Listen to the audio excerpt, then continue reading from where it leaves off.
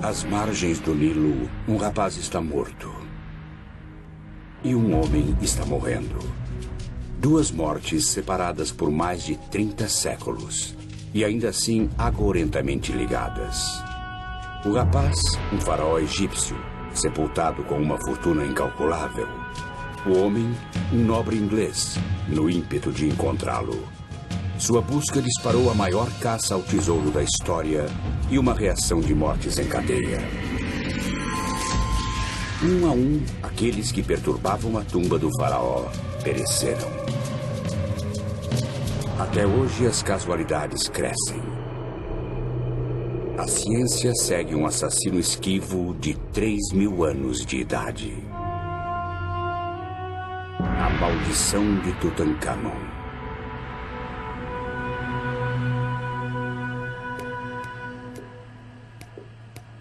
No hospital da Pensilvânia, uma jovem está morrendo de fome. A comida de que ela precisa é oxigênio. Uma simples tosse transformou-se em colapso. Os médicos estão confusos quanto à causa disso. Sem saber, o marido da paciente tem a primeira pista para sua doença desconcertante. Sua origem está a 9.650 quilômetros de distância, numa terra crivada de antigos mistérios.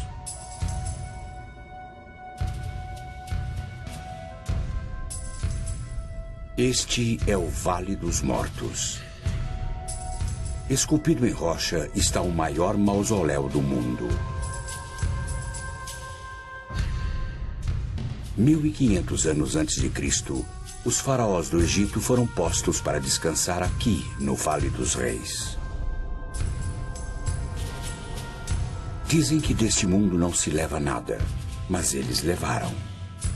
Cada faraó foi enterrado com o resgate de um rei. Marfim, ébano, ouro. E cada tumba foi camuflada pelo árido deserto. Mas quando os arqueólogos chegaram, séculos depois, encontraram apenas ossos ressecados. Outros estiveram aqui antes. Existe uma cidade inteira em Kurma, perto do Vale dos Reis, com 1000% de ladrões de tumbas, antigamente e agora. E quando eles não conseguem encontrar alguma coisa, eles a falsificam e vendem a você. Ou quando encontram alguma coisa, fazem réplicas e as vendem. E isso tem acontecido desde que o primeiro faraó foi enterrado. Para os arqueólogos, o Vale dos Reis ainda é o local mais rico da Terra. Ainda assim, uma vez acreditaram que ele não escondia mais surpresas. Certamente não é uma tumba rica de um faraó secundário. Sua infância, assim como sua vida, foram curtas. Aos 9 anos, ele assumiu o trono e recebeu uma esposa. 9 anos depois, ele estava morto. Pouco se sabe a respeito. Deixando apenas o invólucro de sua vida, ele sofreu um destino muito pior do que a morte: o esquecimento. 3.000 anos depois, só um punhado de homens sabia o seu nome: Tutancâmon. Era um igualmente desconhecido arqueólogo chamado Howard Carter. O outro, seu financiador, George Edward Stanhope Molyneux Herbert, o quinto conde de Carnarvon. Pode-se dizer que ele era o Indiana Jones de sua época. Ele estava envolvido em todo tipo de aventuras excitantes, e foi ele quem pilotou um dos primeiros carros de corrida. Ele participou de um rally e teve um acidente terrível sendo lançado para fora do carro. E devido aos seus ferimentos e subsequente má saúde, seus médicos lhe disseram que ele não poderia mais passar o inverno frio e úmido na Inglaterra. Mas naqueles dias, mesmo se você tivesse um resfriado comum e tivesse dinheiro suficiente, o seu médico despacharia você imediatamente para se recuperar no calor seco do Egito. Disso resultou a vinda dele com Carter. E assim começou a grande busca para encontrar a tumba do rei Tut. Um homem comum de poucas posses e um rico lorde eram parceiros improváveis no que os especialistas consideraram ser um tiro no escuro. Foi um tiro no escuro. Era uma época em que não havia detectores de metal e nenhum sonar sofisticado para pesquisar em bolsas ou buracos sob o solo ou areia. Então, foi um tiro no escuro para todos, menos para Howard Carter. Diferente de seus predecessores, Carter metodicamente escavou o Vale dos Reis metro a metro. E encontrou hectares de desapontamento. Logo antes do Natal de 1921, Carnarvon mandou chamar Carter aqui, no castelo Highclere, para dizer a ele que não poderia mais sustentar o que, aparentemente, era um projeto inútil. Carter explicou que faltava pouco a fazer e implorou por mais uma temporada. E Carnarvon concordou, mas deixou absolutamente claro de que esta seria a última temporada.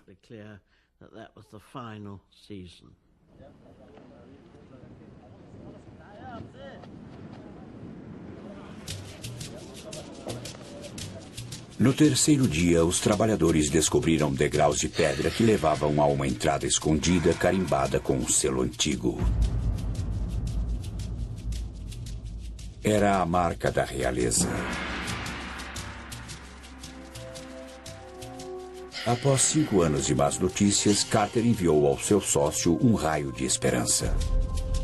Carnarvon estava tomando chá com sua filha Evelyn aqui no salão do castelo Highclere, quando receberam um telegrama que dizia: "Acho que descobrimos a entrada de uma tumba magnífica com seu selo ainda intacto. Esperamos sua chegada." Enquanto Carnarvon estava a caminho, algo assustador aconteceu a Carter. Carter vivia sozinho e, para lhe fazer companhia, tinha comprado um canário. E todos tinham ficado muito curiosos sobre esse pássaro amarelo. E disseram: "Esse maravilhoso pássaro amarelo vai nos levar até a tumba." E quando Carter voltou para enviar o telegrama, tendo acabado de encontrar a tumba, seu serviçal saiu correndo, segurando um punhado de penas amarelas e disse: "Meu senhor, ouvi um barulho e quando vi uma naja, estava comendo o canário. Isso é um mau presságio, isso é azar."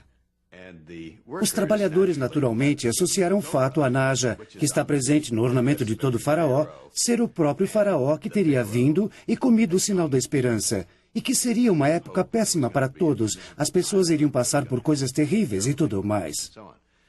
E Carter disse: "Não seja tolo. Apenas assegure-se de que a naja não esteja mais dentro da casa."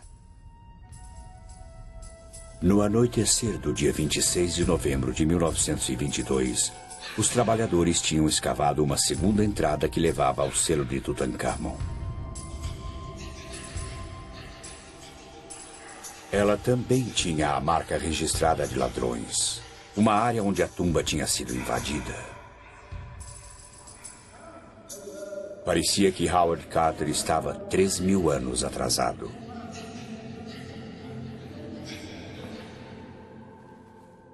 Sozinhos na passagem estavam Lord Carnarvon, sua filha Lady Evelyn Herbert, o assistente de Carter e o próprio Carter.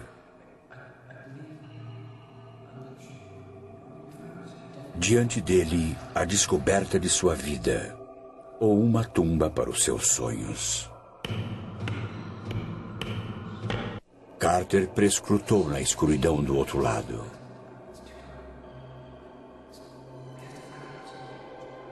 Finalmente, Carnarvon sussurrou: "Você pode ver alguma coisa?" "Sim", Carter respondeu. "Coisas maravilhosas." A sala toda brilhou e tudo o que brilhava era ouro. Carter estava petrificado. Nunca tínhamos sonhado com nada assim. Um museu inteiro, cheio de objetos, alguns dos quais nunca tínhamos visto iguais. Era impressionante. Nunca houve outro faraó encontrado assim, praticamente intacto. As pessoas têm procurado por eles. Dúzias e dúzias de grandes faraós. O povo mais rico, o povo mais poderoso de toda a história, em condições perfeitas. Estamos falando de coisas que você olha agora e não acredita que tem todos esses milhares de anos de idade. É incrível. Não posso pensar em outra escavação tão boa quanto esta. Nem consigo imaginar.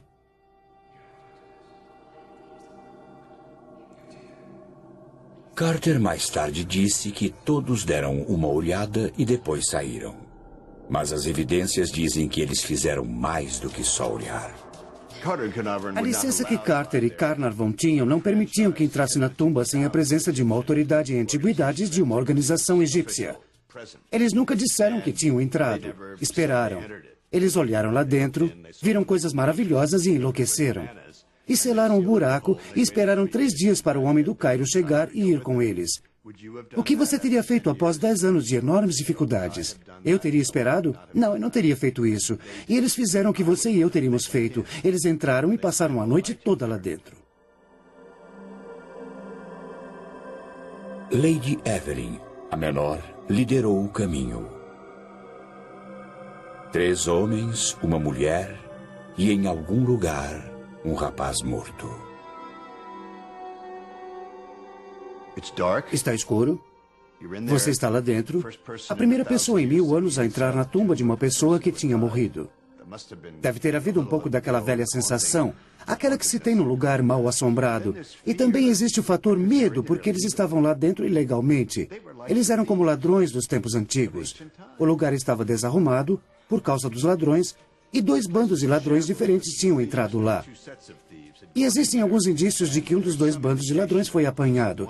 E se eles foram pegos no ato, tiveram as cabeças cortadas e é só.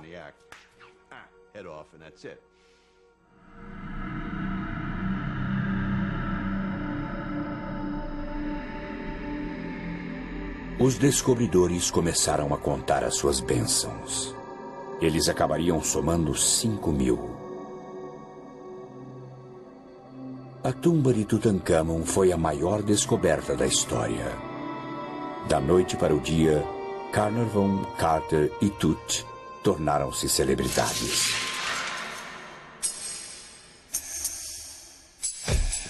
Eles sentiam um triunfo total, vitória total. E tinham rido deles, tinham zombado deles. Todos sussurravam pelos cantos, eles perderam a cabeça, sabe? E ali estava. A tumba de Tutancâmon também entrou para a história como a primeira escavação preservada nas moderníssimas películas cinematográficas. Este pedaço de celuloide preservou os descobridores. Carter, como foi filmado por Carnarvon. Howard Carter era um astro. Acho que a recompensa pessoal para os arqueólogos, que todos podem ver, é a fama. Após uma grande descoberta, é claro, o público, os jornais, a mídia, a TV, todos irão correr atrás de você. No início, os arqueólogos gostam disso. Mas, no final, a fama não é divertida. Acho que a fama é uma maldição. Inebriados pelo sucesso, os descobridores cometeram um erro profético. A tumba de Tutancâmon iria se tornar uma das maiores histórias da história. Mas, para compensar suas despesas, Lord Carnarvon vendeu os direitos exclusivos para um jornal. O jornal foi o London Times. Esse era o jornal dos cavalheiros, era o jornal da nobreza. Ele assinou um acordo com eles, o que lhe causou um infindável pesar. Foi uma coisa idiota de se fazer, mas de qualquer modo ele fez. Carter viveria para lamentar o erro. Carnarvon, não.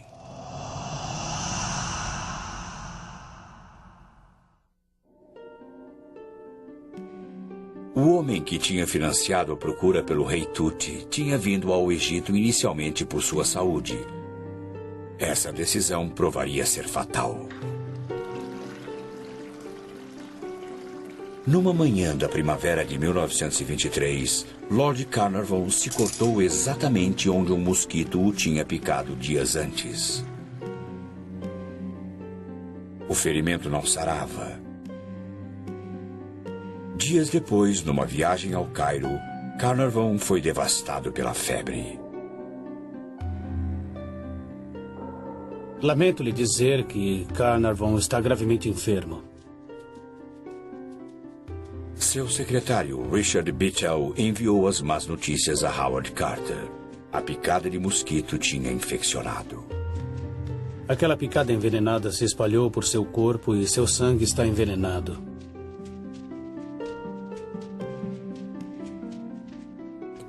Enquanto a febre se transformava em calafrios, a preocupação de Bittell se transformava em medo. Ele notificou a esposa de Carnarvon na Inglaterra, que imediatamente convocou um especialista e voou para o Cairo. O quadro de Carnarvon era irreversível.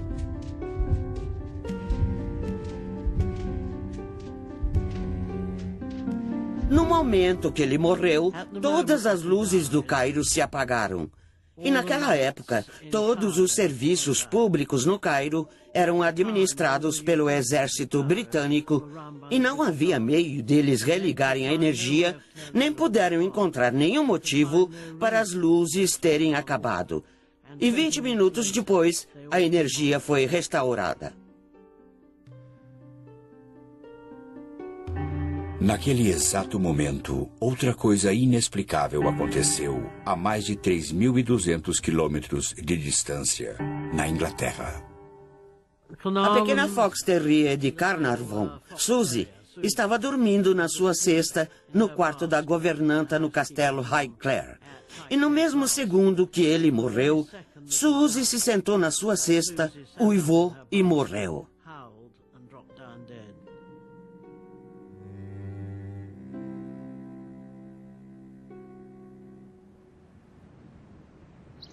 Lady Evelyn enterrou seu pai num morro que dá vista para seu amado Highclere.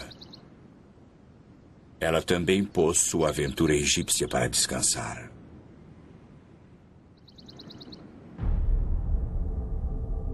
Como o rei, cujo sono ele perturbou, o nobre inglês também não descansaria em paz.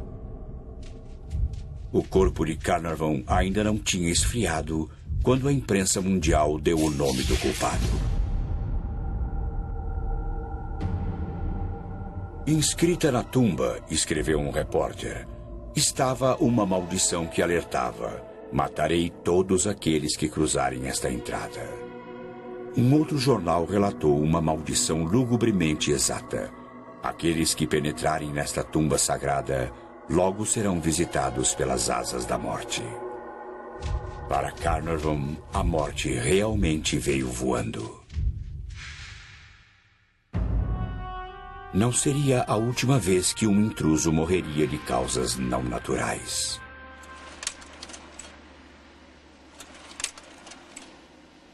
Seria a nossa lua de mel, porque não tivemos uma quando nos casamos. Entre os visitantes da tumba de Tut em 1995 estavam Gary Manson e sua esposa Cheryl. Para Cheryl, uma estudante de História da Arte, era a viagem de uma vida. Todos que conhecíamos sabiam que íamos para lá. Quando falava com alguém, a primeira coisa que dizia é que ia viajar até lá. As paisagens a impressionavam tanto que apenas vê-las não era o bastante. Estávamos descendo até as tumbas e olhando para as pinturas azuis escuras e vermelhas. Ela se inclinou para frente e estava olhando uma pintura muito de perto. Ergueu a mão até a pintura e aí tocou-a. Esfregou o dedo na tinta e o guia viu e gritou com ela. Ela se virou e disse: "O meu professor nos disse que se chegássemos até aqui, deveríamos tocar a pintura, não importa o que digam, porque nunca haverá uma segunda chance." Quando os Manson voltaram à Pensilvânia, os problemas de Cheryl começaram. 3 semanas após termos voltado, ela começou a ter uma leve tosse, que foi piorando até que ela finalmente estava tossindo a maior parte do tempo. Quando Gary pediu que Cheryl fosse ao médico, ela recusou. Ele já a tinha visto assim durante uma batalha extenuante contra a doença de Hodgkin. Ela tinha sido submetida a quimioterapia, tratamento com radiação, praticamente tudo a que se é submetido para o tratamento do câncer. E ela não queria voltar ao médico depois disso, mas finalmente ela teve que ir. Conheci a Sra. Manson quando já era paciente do centro de tratamento intensivo. E naquela época sua condição já era crítica. Ela começou a perder peso, sentir fraqueza, faltava-lhe fôlego. E quando ela foi admitida no hospital para tratamento, já havia muitos sinais de doença presentes. Um envolvimento definitivo de ambos os pulmões, a progressão do quadro... Eles suspeitaram que era doença de Hodgkin novamente, porque os sintomas eram muito parecidos. Mas cerca de um dia ou dois depois, eliminaram essa possibilidade e começaram a pensar que o problema era algo nos pulmões. Mas eles nunca tiveram a chance de descobrir, porque a doença evoluiu muito rápido. Então eles decidiram fazer uma biópsia dos pulmões. A partir da secreção de seus pulmões, assim como dos próprios pulmões, pudemos identificar um fungo, o Aspergillus niger. E, muito provavelmente, foi esse o evento que precipitou a sua doença. Esporos microscópicos do fungo são facilmente inaláveis. Corpos saudáveis resistem a eles, mas o sistema imunológico de Cheryl estava debilitado devido à sua batalha contra a doença de Hodgkin. Os esporos invadiram uma célula indefesa após a outra, causando destruição em seu caminho. Cheryl Manson estava faminta de oxigênio.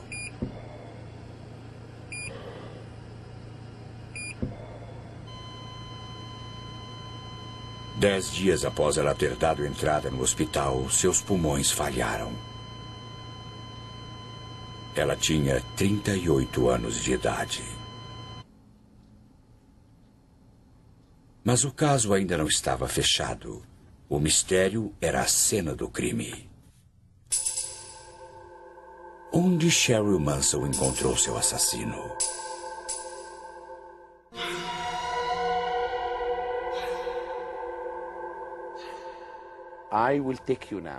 Vou levá-los agora para visitar uma tumba que continha a primeira maldição do mundo.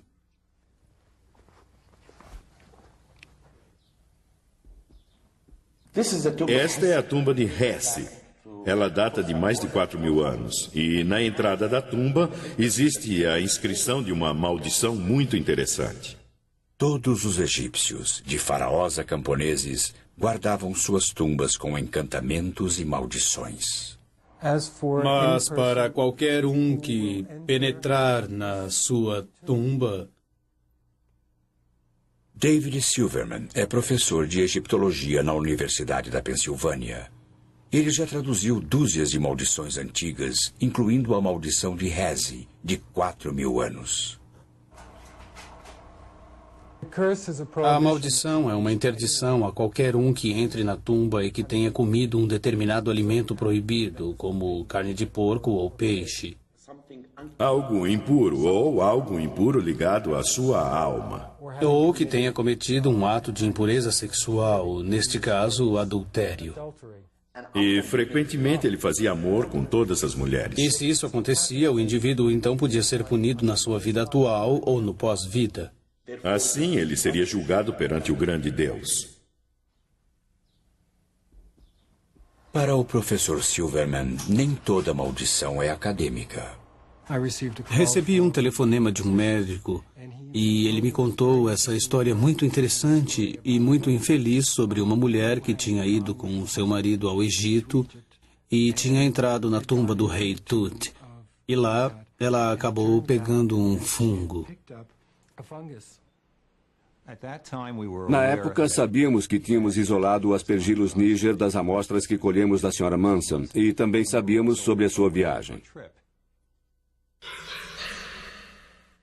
Tinha que ter pego algo lá. Então, o que tínhamos de descobrir era se esse fungo também estava presente nas tumbas que ela tinha visitado. É o único lugar de onde podia ter vindo. Assim, telefonamos ao Departamento de Egiptologia da Universidade da Pensilvânia. Eles estavam imaginando que isso tinha algo a ver com a maldição.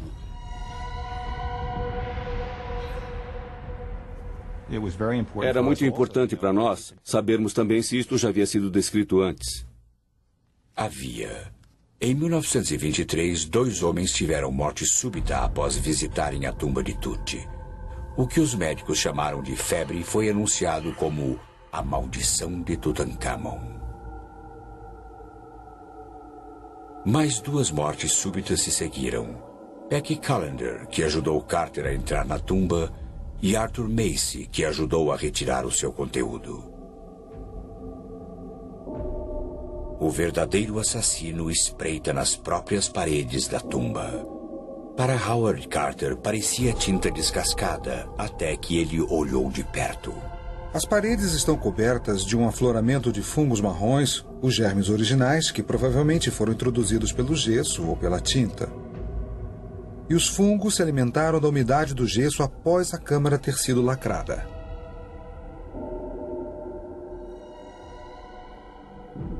O fungo é o Aspergillus niger. Na tumba cálida e úmida, ele prosperou. A única coisa que viveu durante 3.000 anos. Quando Cheryl Manson chegou aqui com um sistema imunológico debilitado, ela era uma ótima hospedeira para o fungo. Acho que ligando o nosso caso, que é um caso atual, à visita das próprias tumbas, fomos capazes de estabelecer uma relação direta entre o que pode ter acontecido aos arqueólogos que visitaram a tumba há tempos. E estou muito certo, pelo menos em alguns desses casos, de que o Aspergillus pode ter facilmente desempenhado um papel. A ciência estava pronta para encerrar o caso de Cheryl Manson, mas não a maldição de Tutankhamon.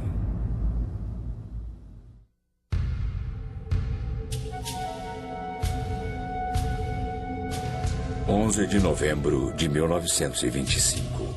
No Vale dos Reis do Egito, um rapaz que morreu mais de 1000 anos antes de Cristo está para ressuscitar.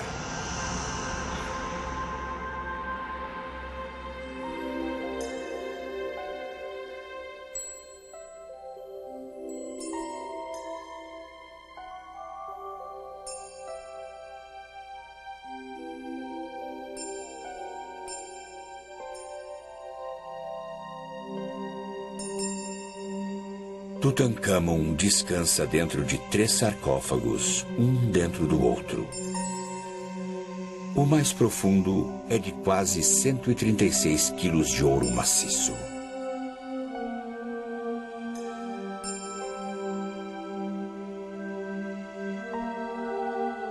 Dentro do sarcófago de ouro encontra-se um objeto ainda mais surpreendente. A própria múmia, adornada com uma surpreendente máscara mortuária do jovem rei.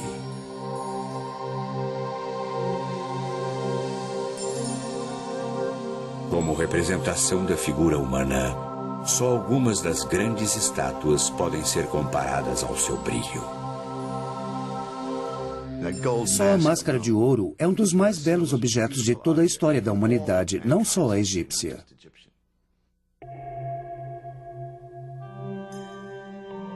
O corpo de Tutankhamon encontrava-se sob 13 camadas de linho. Enquanto Howard Carter as retirava, ele descobriu os preciosos amuletos escondidos no corpo para afastar o mal. Com o passar dos séculos, as resinas e óleos usados para mumificar o corpo tinham se transformado em cola. Para recuperar os amuletos, Carter realizou uma operação radical. Ele cortou o corpo.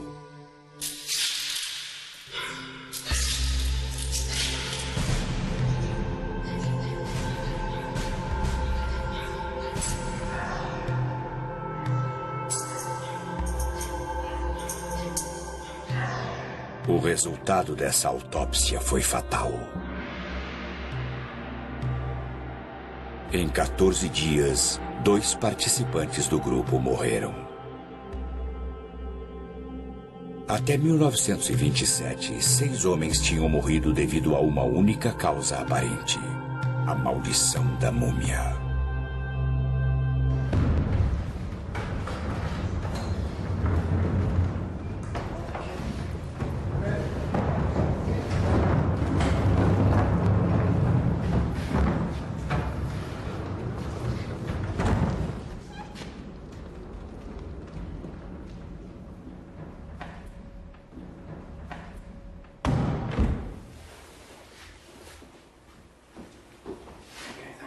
Esta é uma máscara muito bem preservada.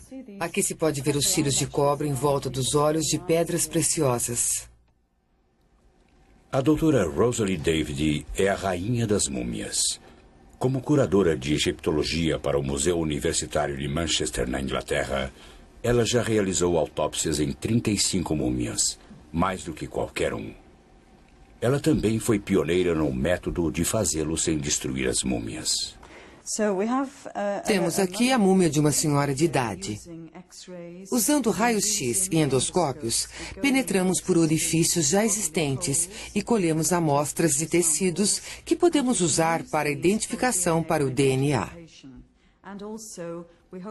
Também esperamos que, no futuro, possamos detectar DNA viral e bacteriano nas múmias. Então, essa metodologia é muito melhor.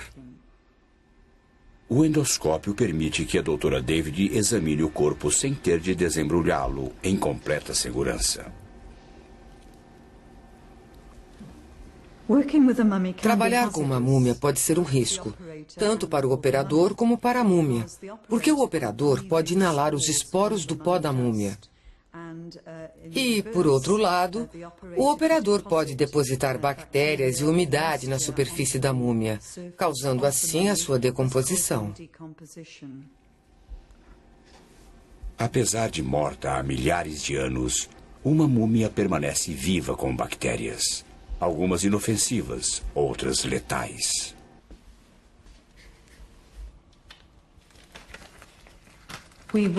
Usamos roupas protetoras quando trabalhamos com as múmias, e isso nos protege contra os esporos de fungos. Rosalie David conhece a verdadeira sorte daqueles que perturbaram os ossos de Tutankhamon. Sua tosca autópsia liberou um assassino invisível.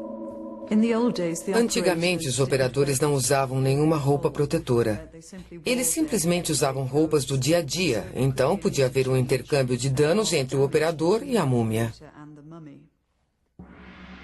O pó de uma múmia.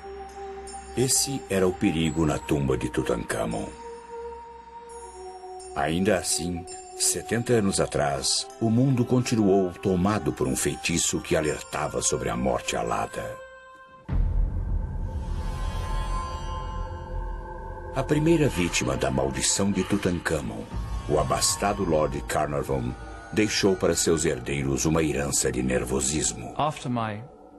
Após a morte do meu bisavô, obviamente, meu avô herdou Hickler. E o meu avô estava muito preocupado com a maldição do rei Tutankhamon e não permitia que seu nome fosse dito no castelo.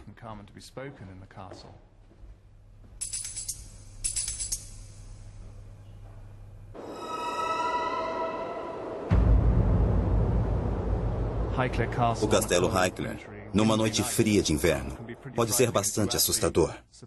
E se somar a isso a alegada maldição de um faraó, você pode ficar bastante assustado. Muito depois do meu avô ter morrido, tivemos que fazer um inventário do castelo. E é claro, sendo um lugar tão grande, isso levou bastante tempo e finalmente foi terminado. Estávamos reunidos aqui, em família, com Robert Taylor, o mordomo do meu avô, que era um dos grandes mordomos britânicos. E meu pai virou-se para Robert Taylor e disse: "Bem, graças a Deus tudo acabou, Robert." E Robert Taylor virou-se para o meu pai e disse: "Bem, senhor, tudo menos aquelas coisas egípcias." Como você pode imaginar, todos nós ficamos absolutamente surpresos com esse comentário e dissemos: "Bem, que coisas egípcias são essas?" E ele disse: "Bem, se me seguirem, mostrarei a vocês os armários secretos."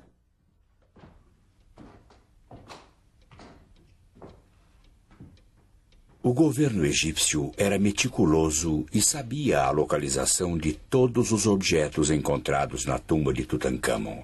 Ainda assim, 17 pequenos artefatos tinham sido contrabandeados.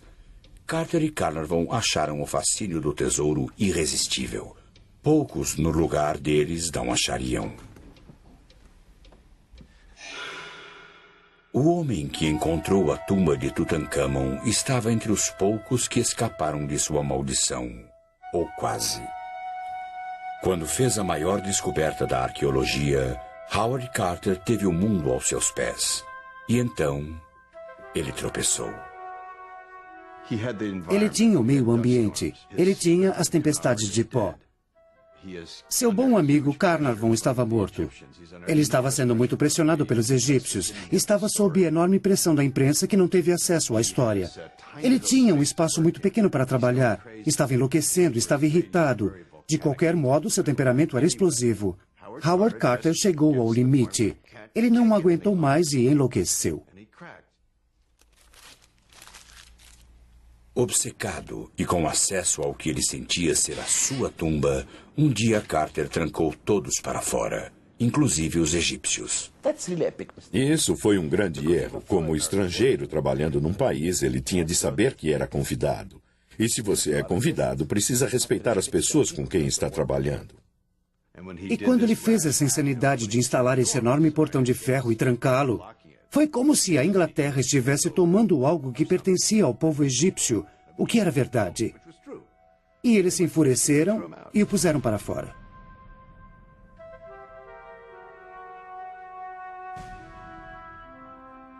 Após um ano de exílio, permitiram que Carter retornasse, mas a um preço terrível. Ele tinha de renunciar ao seu direito ao tesouro de Tutankhamon. O destino o poupou para viver dia após dia com o tesouro que ele encontrou, mas que nunca poderia possuir. Talvez a maldição definitiva. Carter passou a década seguinte no Vale dos Reis, catalogando as 5.000 peças maravilhosas de Tut. No dia 2 de março de 1939, aos 65 anos, ele morreu de causas naturais.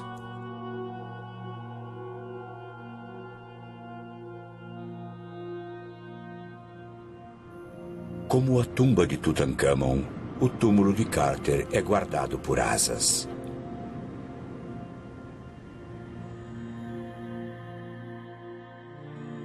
Antes de morrer, Carter ressarciu Tutankhamon. Os ossos do faraó foram remendados e deixaram que ele descansasse em sua tumba. Mas ele não descansaria. Numa reação em cadeia de tragédias, sua maldição fez mais 5 vítimas. Primeiro, Lady Carnarvon morreu subitamente, vítima de uma picada de inseto, como seu marido. Então, Richard Beecher, o secretário de Lord Carnarvon, morreu misteriosamente enquanto dormia. 3 meses depois, o pai de Beecher, Lord Westbury, lançou-se para a morte do 7º andar de um edifício. Ele deixou um bilhete culpando a maldição do rei Tut pela morte de seu filho. A caminho do cemitério, o carro fúnebre de Lord Westbury atingiu um garoto de 8 anos. No exato momento da morte do garoto, morreu também um funcionário do Museu Britânico, cujo campo era a egiptologia. Durante 3 décadas, a maldição ficou adormecida, até a última vez que o sono de Tutankhamon foi perturbado.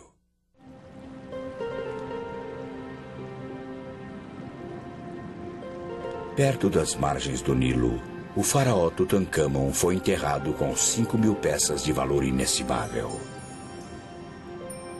Seus tesouros reais deveriam acompanhá-lo na sua jornada para o pós-vida. Em vez disso, eles fizeram um desvio. Na década de 70, o Egito cedeu a uma exigência popular e enviou muitas das relíquias de Tut numa turnê mundial. O diretor de antiguidades do Egito sonhou que morreria se os tesouros deixassem o país. 3 meses depois, num acidente de carro, ele foi a 25ª vítima da maldição de Tut. No mesmo dia em que a máscara de Tut foi preparada para ser levada a Londres, uma autoridade egípcia que zombou da maldição morreu de ataque cardíaco. Entre os excursionistas, quando o tesouro chegou a Londres, estava Lady Evelyn Herbert, a primeira pessoa a entrar na tumba de Tut. Minha mãe nunca tinha visto o sarcófago principal, porque não tinha chegado àquela câmara em especial antes do pai dela morrer. Na época da exposição londrina, as TVs e rádios telefonavam para minha mãe e diziam: "Fale-nos sobre a maldição." E ela ria e dizia: "Bom, eu estou viva e bem aos 70 anos e não acredito nela."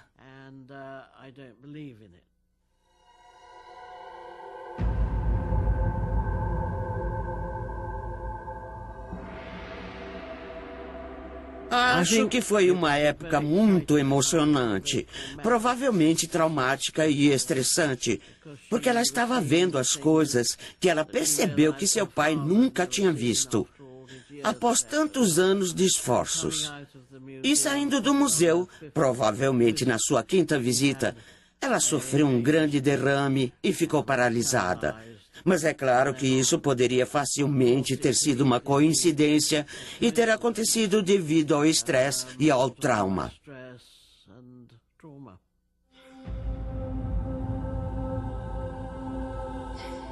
A coincidência conseguiu explicar a morte da maioria das vítimas da maldição de Tut.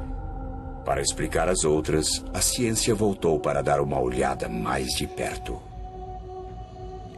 Nenhuma das inscrições da tumba podem ser consideradas uma maldição. Então, o que consideraríamos, ou como egiptólogo, o que eu consideraria uma maldição, não ocorre na tumba do rei Tut.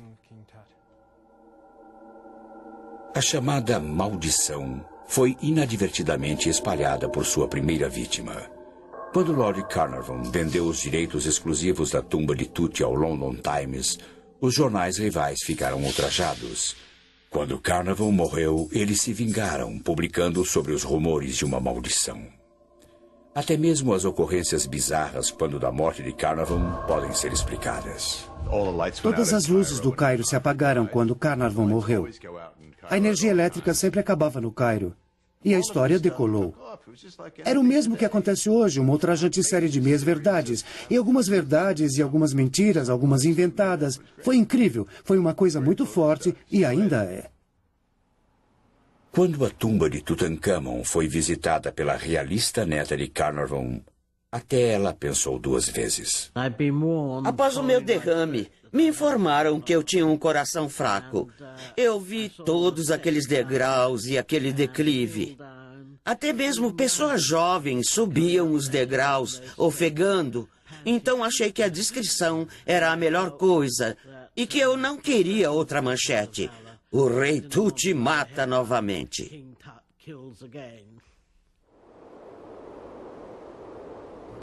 O filho de Lord Carnarvon disse que ele realmente não acreditava na maldição, mas também disse que não havia maneira de explicar muitas das coisas que aconteciam, e isso tem mantido a maldição viva. Acidentes podem acontecer, como me aconteceram muitas vezes. Há muito tempo eu estava escavando num sítio no Delta. No primeiro ano e no mesmo dia que puseram os artefatos no museu, alguém me chamou no museu e disse: "O seu tio morreu." No ano seguinte, no mesmo dia, disseram: "A sua tia morreu." E no terceiro ano, o meu primo morreu. Qualquer um que ouvir isso pensará na maldição.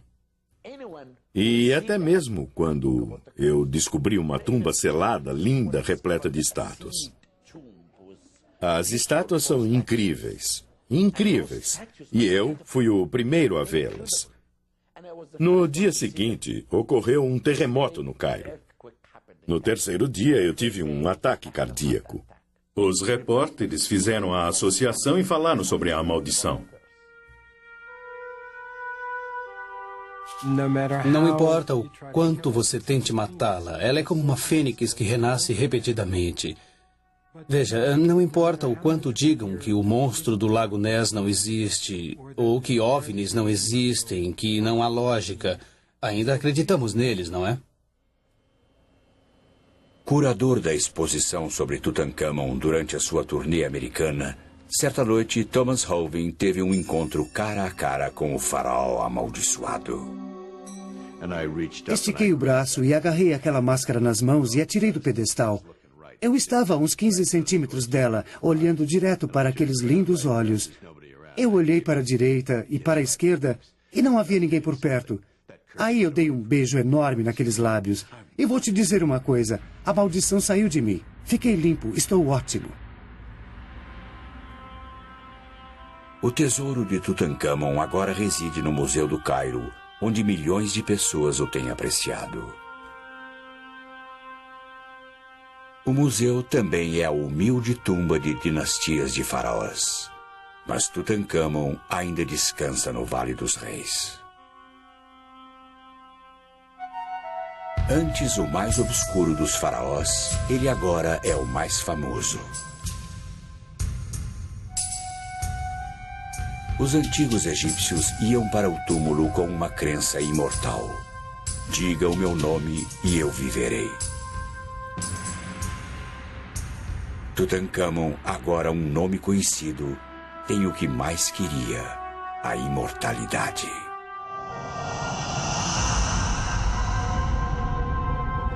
Ele deve a imortalidade aos mesmos homens que perturbaram a sua tumba. Eles também deixaram para Tutancâmon o tipo de proteção que outros faraós matariam para ter. Uma maldição que faria até os mais céticos prudentes.